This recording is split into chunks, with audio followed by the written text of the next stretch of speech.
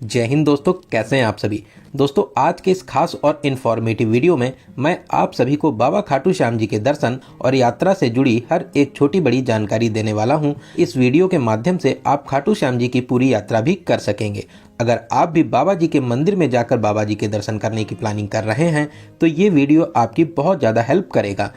इस वीडियो में हम लोग जानेंगे कि आप बाबा श्याम जी के दरबार सीकर राजस्थान कैसे पहुंच सकेंगे। यहां पर पहुंचने के बाद में आपको होटल या धर्मशाला कहां पर लेना चाहिए, यहां पर खाने पीने की कैसी व्यवस्था है, आपको इस प्यारी सी पावन यात्रा को पूरा करने में कितना बजट लग सकता है, और हम लोग जानेंगे दर्शन और यात्रा में आपको किन किन बातों का विशेष ध्यान रखना चाहिए। तो A to Z फुल जानकारी के लिए वीडियो को एक बार लास्ट तक जरूर देखें, जिससे आपको कंप्लीट जानकारी मिल सके। तो चलिए शुरू करते हैं बाबा खाटू श्याम जी की पावन यात्रा। जय श्री श्याम, जय श्री खाटू नरेश, हारे का सहारा बाबा श्याम हमारा। दोस्तों कमेंट बॉक्स में जय श्री श्याम जरूर लिखें।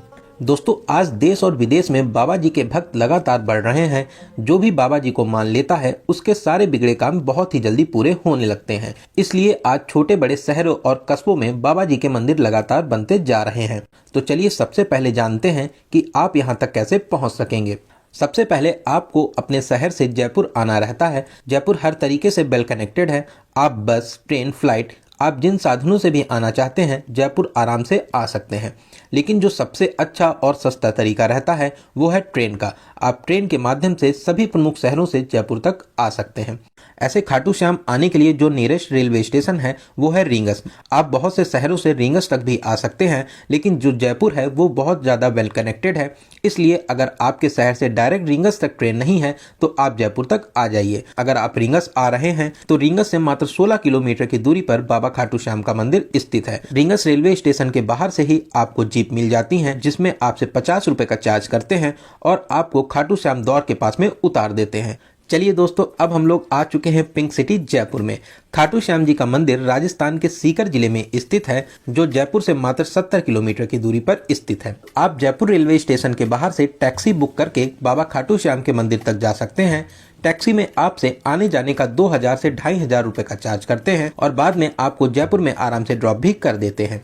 अगर आप जयपुर से बाबा के मंदिर तक बस के माध्यम से जाना चाहते हैं तो आपको बस सिंधी कैंप बस स्टॉप से मिलती है। Sindhi camp bus stop railway station से मात्र 1 किलोमीटर की दूरी पर स्थित है। आप ऑटो में 10 रुपए देकर सिंधी कैंप बस स्टॉप तक पहुंच जाएंगे।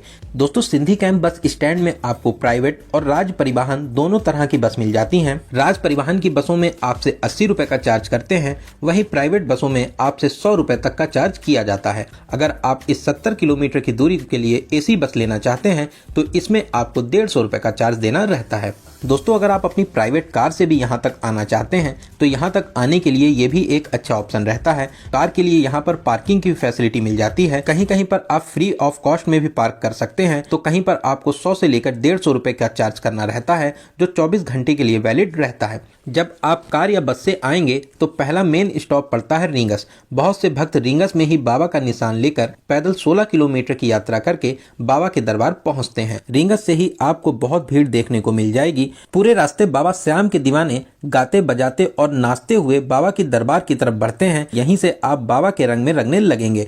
आपको ये सब देखकर बहुत ही ज्यादा अच्छा लगेगा। बहुत ही मनमोहक और भक्तिमय नजारों को देखते हुए अब हम लोग आ चुके हैं बाबा के दरबार में।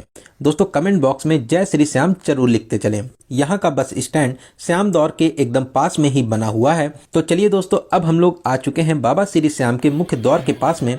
यहाँ पर बाबा के सभी दीवाने आपको बाबा की मस्ती में नाचते और गाते मिलेंगे। कोई ढोल पे नाच रहा है, कोई भांगड़ा कर रहा है। दोस्तों यहाँ के ऐसे ही नज़ारे रहते हैं। यहाँ पर आपको बहुत ही ज़्यादा अच्छा लगेगा। यही तो यहाँ की खासियत है। जब आप बाबा के दरबार में आएंगे आपको यहाँ पर एक अनोखा एहसास मिलेगा। दोस्तों बहुत ही पावन दरबार है। आप बहुत जल्दी अपनी प्लानिंग करिए और बाबा खाटू श्याम के दर्शन करने जरूर आइए। दोस्तों अगर आप चाहें तो उसी दिन दर्शन करके आप अपने शहर वापस भी लौट सकते हैं, लेकिन अगर आप यहाँ पर रुकना चाहते हैं तो चलिए अब हम लोग जानते हैं कि यहाँ पर आपको रुकने की क्या फैसिलिटी मिलती है। यहाँ पर बहुत से होटल और धर्मशाला बने हुए हैं, जहाँ पर मात्र 300 रुपए से लेकर 1000 तक में बहुत ही अच्छा और साफ सुथरा रूम मिल जाता है। दोस्तों मैंने यहाँ पर बहुत ही कम रेट पर एक बहुत ही अच्छा सा धर्मशाला लिया था, जो है वृंदावन धाम धर्मशाला। जब आप मुख्य द्वार से अंदर आते हैं, मात्र 50 मीटर की दूरी चलने पर आपको पेट्रोल पंप मिलेगा। पेट्रोल पंप के सामने से ही रास्ता जाता है वृंदावन धाम धर्मशाला को। बहुत ही विशाल और सुंदर धर्मशाला बना हुआ है। यहाँ पर आप मात्र 300 रुपए में 4 पर्सन के लिए रूम ले सकते हैं, लेकिन इसमें आपको बाथरूम अटैच नहीं मिलता है। लेकिन जो 600 रुपए में 4 पर्सन के लिए रूम मिलता है, उसमें आपका टॉयलेट और बाथरूम अटैच रहता है।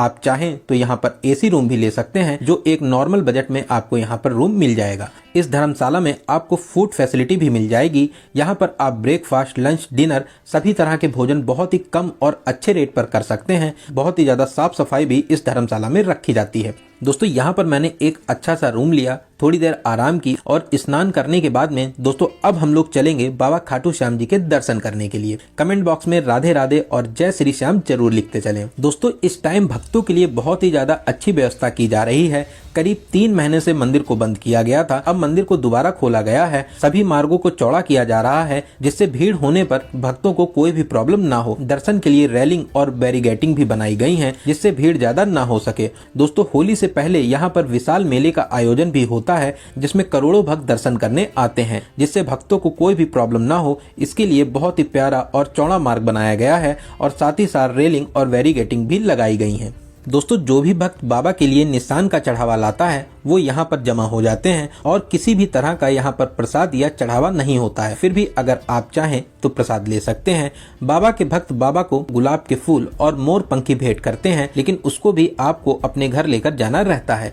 दोस्तों जिस दुकान से आप प्रसाद लेते हैं, वहीं पर आप अपने जूते चप्पल को भी उतार दें। चलिए दोस्तों अब लग जाते हैं लाइन में और चलते हैं बाबा के दर्शन करने के लिए। दोस्तों बैरिगेटिंग के माध्यम से आप आराम से आगे बढ़ते रहें। यहाँ पर बाबा के भक्त आपके लिए ठंडा पानी लेकर भी खड़े रहते हैं। साथ ही साथ आपको फ्रूटी और जूस के पैकेट भी प्रोवाइड कराते हैं। बाबा का जयकारा लगाते हुए आगे बढ़ते रहिए। जय श्री श्याम, जय खाटू नरेश। दोस्तों यहाँ पर आप बाबा के शीश के दर्शन करते हैं।